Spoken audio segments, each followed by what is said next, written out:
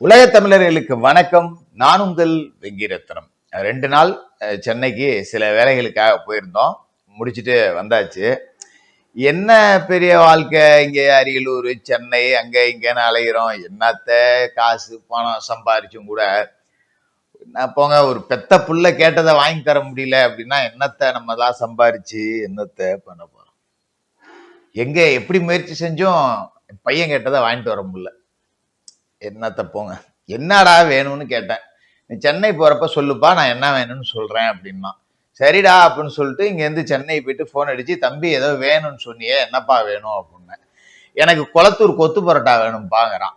அட பாவி, கிடைக்காத பொருளை கேட்டா நான் எங்கடா போறது அப்படின்னு சொல்லிட்டு குளத்தூர் ஃபுல்லா போய் தேடி அலைஞ்சேன். குளத்தூர் கொத்து பரோட்டா இருக்கா, குளத்தூர் கொத்து பரோட்டா இருக்கான்னு.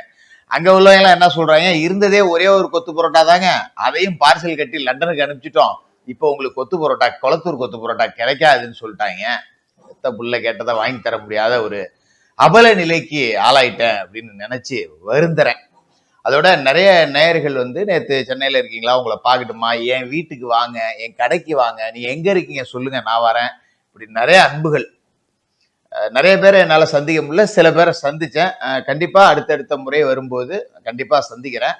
அதற்காக சந்திக்க முடியாதவர்கள் எனக்கு கால் பண்ணவர்களுக்காக வருத்தத்தையும் தெரிவிச்சுக்கிறேன். அப்புறம் இப்ப நம்ம சப்ஜெக்டுக்குள்ள போனா சரியா இருக்கும் அப்படின்னு நினைக்கிறேன்.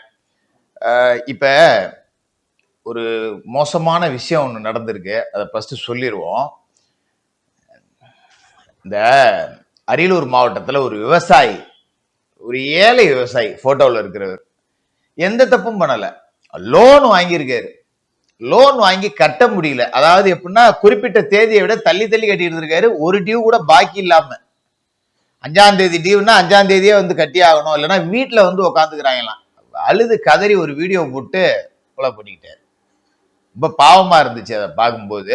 என்னடா இது, அவன் கோடி கோடியா கொள்ளையடிக்கிறவங்களாம் நல்லா இருக்கான், ஒரு லோன் வாங்கினதுக்காக இவரோட வாழ்க்கையெல்லாம் இப்படி போகணுமா அப்படின்னு சொல்லிட்டு அந்த வீடியோ இருக்கு. பட் அதை ஒளிபரப்ப கூட நமக்கு மனசு இல்லை. பரிதாபமா வீட்டுல படுத்துக்கிறானுங்களாம். வீட்லயே படுத்துக்கிறானுங்க.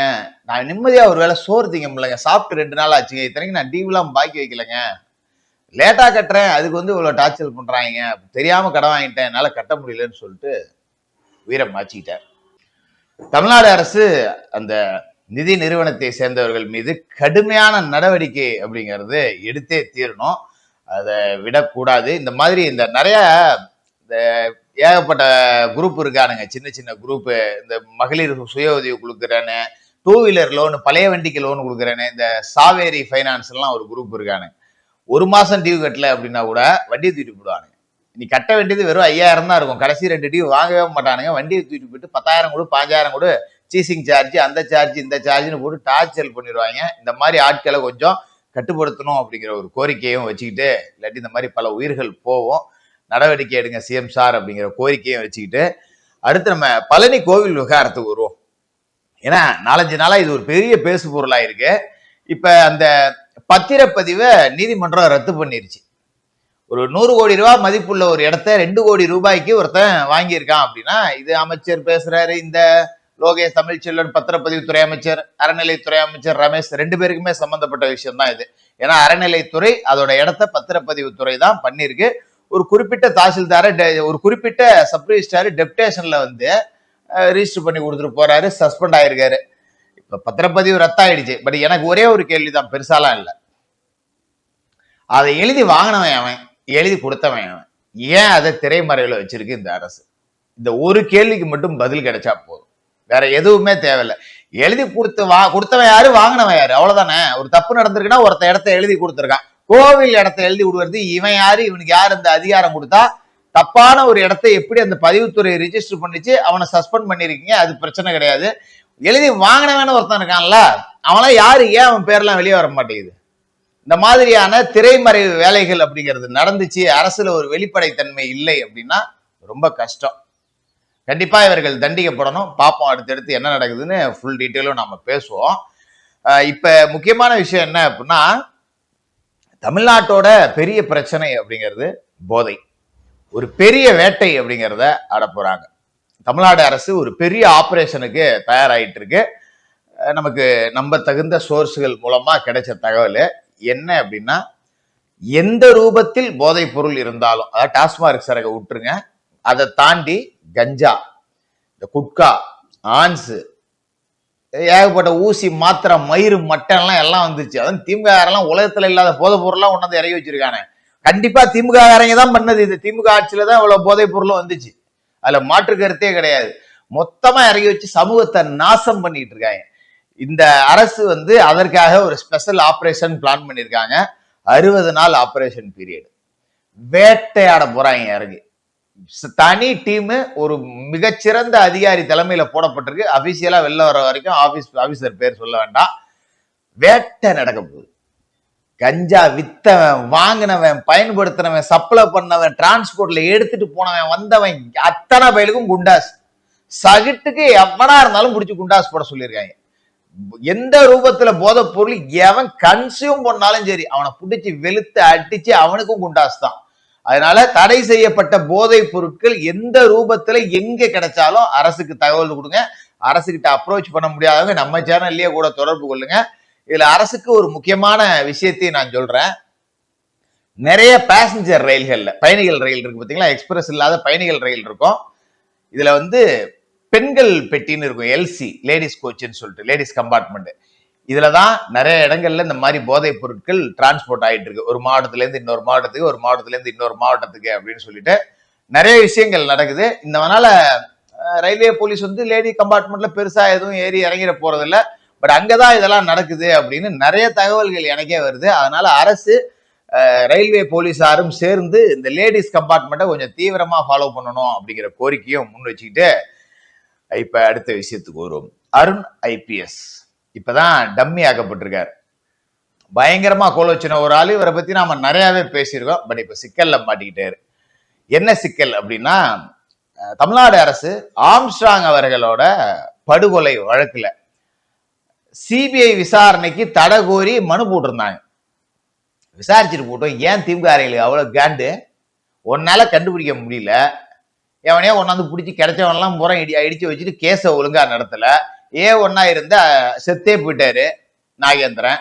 அடுத்து இருக்கிறவங்க எல்லாம் வரியா எல்லாமே ஒன்னொன்னா ஜாமீன் வாங்கிட்டு போயிட்டே இருக்காங்க. அப்படி என்னத்த நீங்க விசாரணை செஞ்சு அறுத்து தள்ளிட்டீங்கன்னு சொல்லிட்டு இப்ப நீங்க சிபிஐக்கு ஒப்படை விடாதுன்னு மனு போடுறீங்க திமுக ஆட்சியில.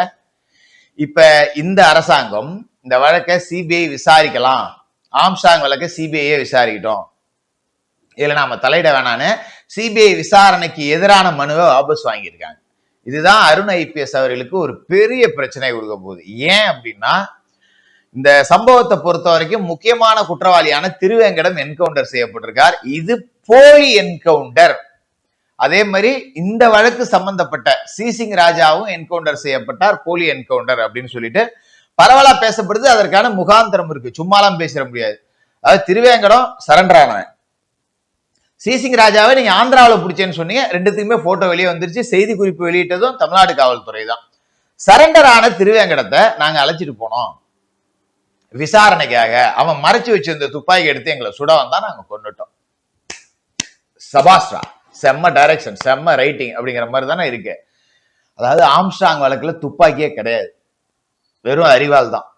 துப்பாக்கியே பயன்படுத்தப்படலை அந்த கொலைக்கு. அப்புறம் இவன் எங்கே இந்த துப்பாக்கியை மறைச்சு வச்சிருந்தான்? அப்படியே கூட இருக்கட்டும்.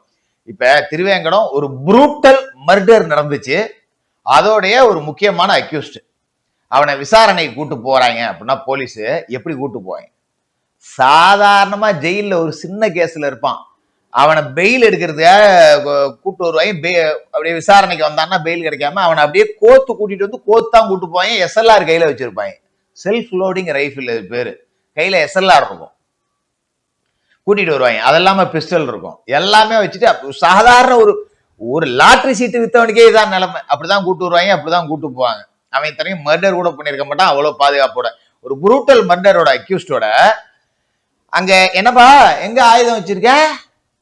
ஏன்னா திருவேங்கடம் சொல்றான், எங்கடா வச்ச அப்படின்னா, ஐயா நான் இந்த அங்க வச்சிருக்கேங்கய்யா அப்படின்னா, போலீஸ் இங்க நின்றுட்டு சரி நாங்க இங்க உட்காந்து தம் அடிச்சுட்டு இருக்கோம், நீ போய் எடுத்துருவான்னு நான் சொல்லுவாங்க. யோசிச்சு பாருங்க. நாங்க உட்காந்துருக்கேன், போய் அங்க எங்கேயோ வச்சிருக்கேன், நீ அதை எடுத்துருவா நான் சொல்லுவாங்க. சட்டை கோத்த அவனை அப்படியே பிளாக் பண்ணி கை விலங்கு போட்டு இழுத்துட்டு போவாங்க. எங்க இருக்குன்னு அவன் சொல்லுவான், எடுக்கிறது காவல்துறையினர் தான் எடுப்பாங்க. நீங்க நிறைய இடத்துல பிணத்தெல்லாம் தோண்டி எடுக்கிறத பார்த்திருப்பீங்க. இங்கதான் புதைச்சேன்னு சொல்றதோட அவன் வேலை முடிஞ்சிருச்சு. தோண்டி எடுக்கிறதுக்கு தனியா ஊழியர்கள் இருப்பாங்க. ஒரு ஒரு ஆயுதத்தை இங்க வச்சிருக்கான் அப்படின்னா போய் எடுத்தார் நான் சொல்லுவாங்க. சொன்னாங்கன்னா இவங்களுக்கு அறிவு இல்லைன்னு அர்த்தம். அவனே ஒரு முக்கியமான அக்யூஸ்ட், அவனை போய் ஆயுதம் எடுத்தானீங்கன்னா அவன் எடுத்து வந்து உன்னை குத்தமிட்டானாங்கிற அறிவு இல்லை உங்களுக்கு. எப்பேற்பட்ட கதையை நம்ம கிட்ட வடிச்சிருக்காங்க பாருங்க. அவனை போய் எடுத்தார சொன்னாங்களாம், இவன் போய் எடுத்தான் தானா போட்டானான், போட வந்தானா சுட்டாங்களாம். சிசிங் ராஜா ஆந்திராவிலேருந்து சத்தம் போடாம வந்தாப்லையாம். ஆனா இங்க ஆயுதத்தை மறைச்சு வச்சிருந்து தாக்க முயன்றாரு. எப்ப இந்த ஆயுதத்தை போச்சாரு, நீங்க எப்ப ஆந்திராவில போய் பிடிச்சிங்க? திருவேங்கடம் அதே மாதிரி மர்டர் நடந்து ஒரு 1/2 hourல போய் சரண்டர் ஆயிட்டான். ஆனா நீங்க என்கவுண்டர் பண்ற இடத்துக்கு சம்பவம் நடந்த ஆம்ஸ்ட்ராங் வழக்கு நடந்த இடத்துக்கும் சம்மந்தமே கிடையாது. ஏன்னா ஒரு 2 கிலோ இந்த பக்கம் 2 கிலோமீட்டர்ல வந்து அவன் சரண்டர் ஆகிறான்.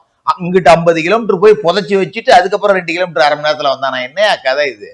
இது எல்லாமே போலி என்கவுண்டர். இது எதற்காக நடத்தப்பட்டுச்சு அப்படிங்கிற விசாரணையெல்லாம் சிபிஐ ரொம்ப பிரில்லியண்டா விசாரிக்கும், துருவி எடுக்கணும். அப்பதான் எதுக்காக? அப்பதான் ஆம்ஸ்ட்ராங்குக்கான நீதி கிடைக்கும். ஆம்ஸ்ட்ராங் கொலை, எந்த கொலை வழக்கு, எந்த வழக்கா இருந்தாலும் சரிங்க, கொலை வழக்கு எந்த ஒரு வழக்கு, நீதி கிடைக்கணும். நீதி கிடைக்குதோ இல்லையோ நீதி கிடைக்கணும். அப்ப ஆம்ஸ்ட்ராங் கொலை வழக்கு துருவப்படும் போது கண்டிப்பா திருவேங்கடம் என்கவுண்டரும் துருவப்படும். அதுல அருண் ஐபிஎஸ் அவர்களுக்கு ஒரு பெரிய சிக்கல் இருக்கு. கரெக்டா பிடிச்சாங்க அப்படின்னா ஏன் போலி என்கவுண்டர் நடந்துச்சு? அப்ப இதுல முக்கியமான அக்யூஸ்ட் யாரு? அஸ்வத்தாமனுக்கும் செல்வ பெருந்தைக்குமான தொடர்பை நீங்க ஏன் விசாரிக்கல? சேகர் பாபுவுக்கும் இதுல தொடர்பு இருக்குன்னு சொல்றாங்க, ஏன் விசாரிக்கல? அப்ப நீங்க நீங்க இந்த விவகாரத்தை சிபிஐ கரெக்டா எடுத்து விசாரிச்சால ரொம்ப தொக்கா அருண் ஐபிஎஸ் சிக்குவாரு, சேகர் பாபு சிக்குவாரு, செல்வ பெருந்தையை சிக்குவாரு. இதை நான் சொல்லல. அந்த காலகட்டத்துல இந்த பகுஜன் சமாஜ் கட்சியோட மாவட்ட செயலாளராக இருந்த ஒரு நபரே சொல்லியிருக்காரு, சேகர் பாபுக்கும் இதுக்கும் தொடர்பு இருக்கு, நீங்க விசாரணை செய்யணும் அப்படின்னு சொல்லிட்டு. இதுல வெளியிட்ட பேச்சுவார்த்தை என்ன நடக்குது அப்படின்னா, சேகர் பாபுவோட மகள் திருமணம் அப்படிங்கிறத ஆம்ஸ்ட்ராங் தான் முன்னின்று அந்த ஏற்பாடுகள் எல்லாம் செஞ்சாரு. சேகர் பாபு பொண்ணுக்கு ஆம்ஸ்ட்ராங் தான் கல்யாணம் பண்ணி வச்சாரு, சட்ட பாதுகாப்பு கொடுத்தாரு. ஆம்ஸ்ட்ராங் இதெல்லாம் செய்யக்கூடிய ஆள், இதெல்லாம் செஞ்சு வச்சாரு. அதனால சேகர் பாபுவுக்கு ஒரு ரிவேஞ்ச் அந்த இடத்துல தேவைப்பட்டுச்சு. செல்வ பெருந்தைக்கு ஸ்கிராப் கான்ட்ராக்ட்ல ஒரு ரிவேஞ்ச் இருந்தது. யார் ஸ்கிராப் கான்ட்ராக்ட் எடுக்கிறது அப்படிங்கிறதுல போட்டி இருந்துச்சு. அதே மாதிரி அஸ்வத்தாமனுக்கு பொன்வண்டு சோப்பு கம்பெனியோட இடம் வித்ததுல கமிஷன் வர்றதுல ரிவேஞ்ச் இருக்கு. இவங்க 3 பேரும் சேர்ந்துதான் இந்த பல கூலிப்படைகள் எல்லாத்தையும் ஒண்ணு சேர்த்துக்கிட்டு, சின்ன சின்ன எதிரிகள் எல்லாத்தையும் ஒண்ணு சேர்த்துக்கிட்டு ஒரு யானையை சாச்சிட்டாங்க அப்படிங்கிறது தான் பரவலா பேசப்படுது. இதை எல்லாமே உண்மை பொய் அப்படிங்கறத எல்லாத்தையுமே சிபிஐ துருவ ஆரம்பிச்சதுன்னா இதுல எது உண்மை எது பொய் அப்படிங்கிறது தெரியும். கண்டிப்பா சேகர் பாபு சிக்குவாரு, செல்வ பெருந்தையை சிக்குவாரு, அருண் ஐபிஎஸ் சிக்குவாரு. செய்வாங்களா அப்படிங்கிறத நம்ம தொடர்ந்து தான் பார்க்கணும், செய்யணும், செய்வாங்கன்னு நம்புவோம். தொடர்ந்து பேசுவோம்.